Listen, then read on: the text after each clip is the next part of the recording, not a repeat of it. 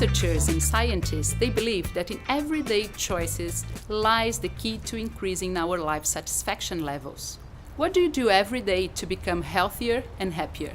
I absolutely agree that happiness is based on choices that we make and practices that we have. I think it's really important to have boundaries, first of all. And boundaries are just a way of deciding what you're going to allow in your life and what you're not going to allow in your life. I started doing yoga in 1996. I was eating healthy and experimenting with fasting and how different foods affected my body at 17. So by the time I started touring in 2001, I already knew it was normal for me. It was normal for me to go on tour, and my very first tour was with Pink, and we probably drank a little bit too much. But I learned very quickly that that's not what I want to do. It took me a couple of months, and I'm like, I don't want to do that. That doesn't feel good.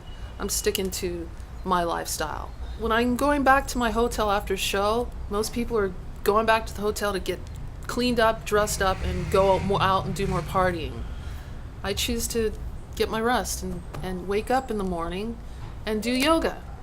And oftentimes I would be going to do yoga at 7 in the morning, and people are coming back from partying all night with a hangover, and barely someone's carrying them into the hotel.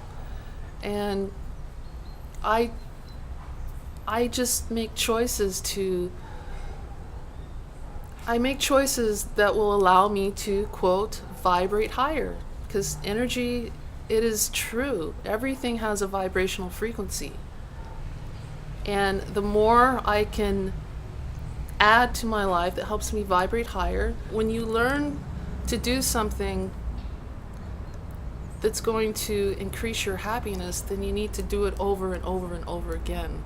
And that those choices and those boundaries also include, things that you can let go of in your life, things that aren't serving you, things that are weighing you down, whether mentally, emotionally, or physical. You have to decide that you don't want that in your life, and you need to let it go. We talked a lot about habits and routine, yeah? And I want to talk about food, which is an issue that I know you like a lot, isn't it? Sure. Bibi, in your opinion, how does the quality of our food impact our well-being? Well, there's foods that are processed with a lot of chemicals, GMOs, toxins, and when you eat those foods, they're going to affect your ability to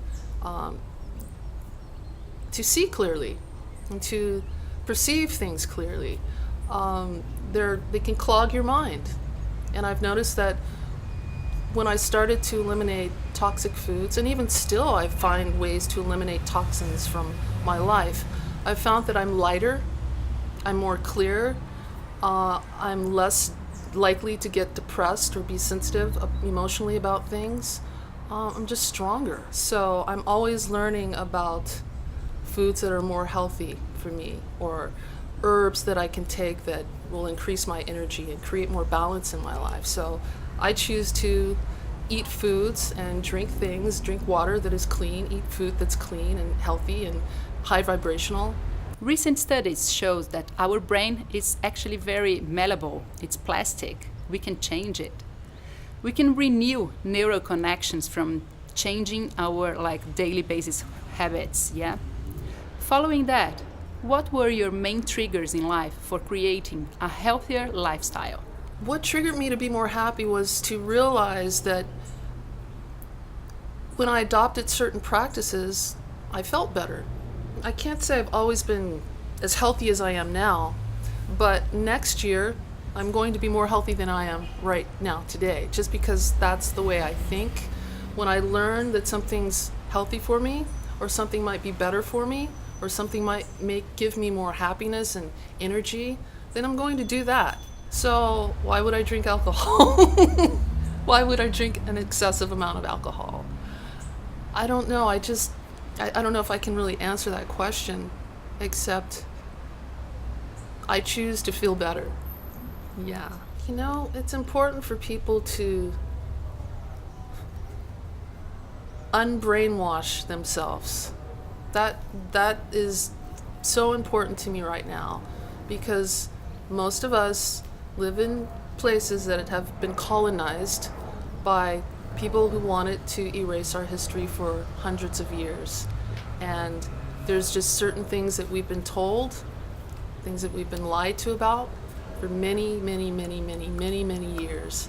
And I would like to see people take the chains off of their mind, be willing to face the fact that maybe everything you've been taught is wrong, and be willing to learn the truth. You know, it's easier for a lot of people to say, well, okay, now I know the truth, but it's easier just to keep living this way. Just, no. We owe it to our future generations to teach them the truth. And that's where I am right now, is I'm about unbrainwashing my own mind, and the more truth that I receive, the more things that I unlearn and relearn, the more powerful I am, and the more I'm able to see clearly, and the happier I am, and the more powerful I am, and the more strength I have, and the more purposeful my life is. So I invite everybody to unlearn and relearn the truth. That the key to being happy and healthy is to cultivate good relationships. What do you think about that?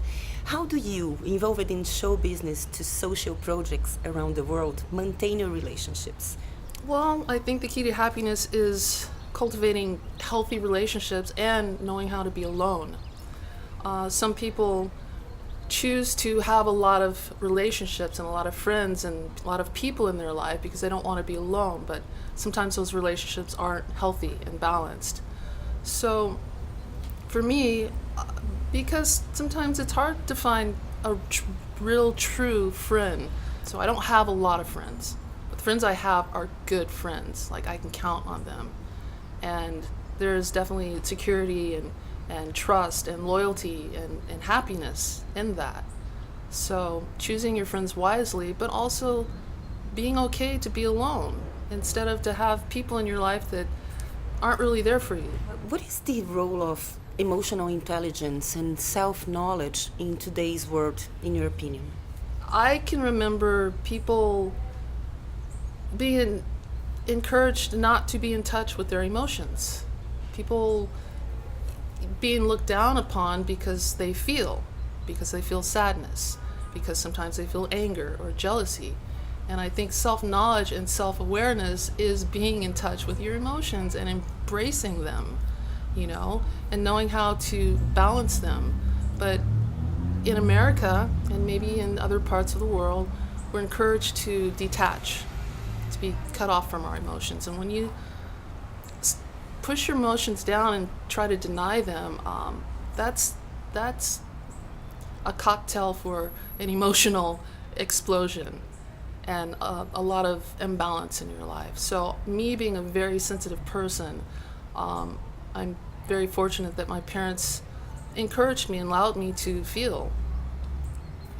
And I think that's a blessing, to be sensitive, as opposed to people saying, oh, you're too sensitive, you're hypersensitive. I think it's beautiful to be sensitive. More people need to feel in the world. So to me, that is emotional intelligence and self-knowledge, to be able to embrace who you are emotionally. Do you believe that optimism and the way we view life and deal with the complexities presented to us can lead us to live longer and better?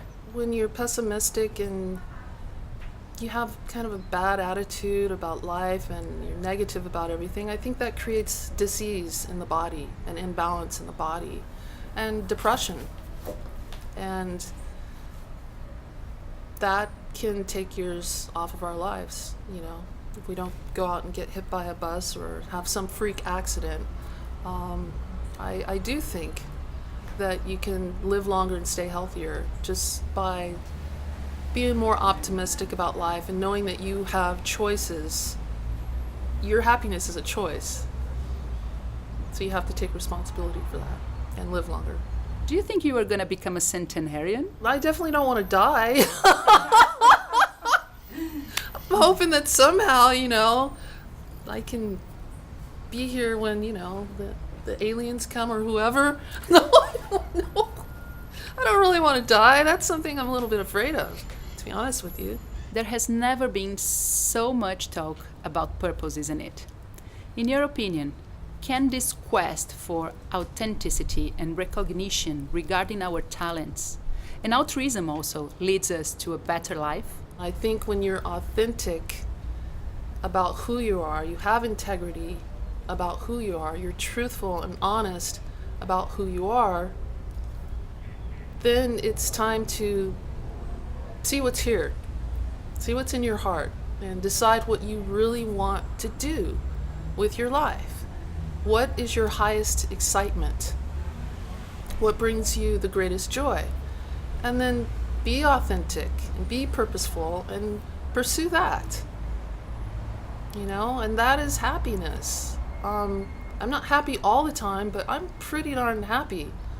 Even when things are going wrong, my life is purposeful, and I like who I am, who I've grown to be. And like I said, it's not always been like this. The older you get, the more you're able to embrace who you are, and you kind of learn your place in life and how to navigate through life and make choices that keep you happy and vibrating higher and thriving in life. So my life is very purposeful, and it's my desire to be as authentic and real as I can.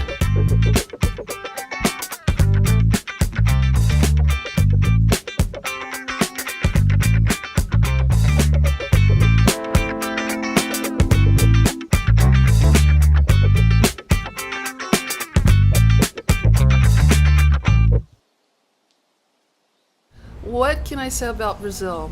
Brazil is one of my most favorite places that I've visited, along with Ethiopia and Egypt.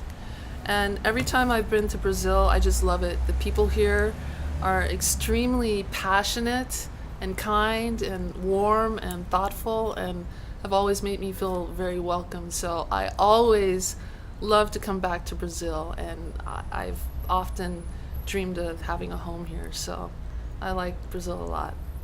I do.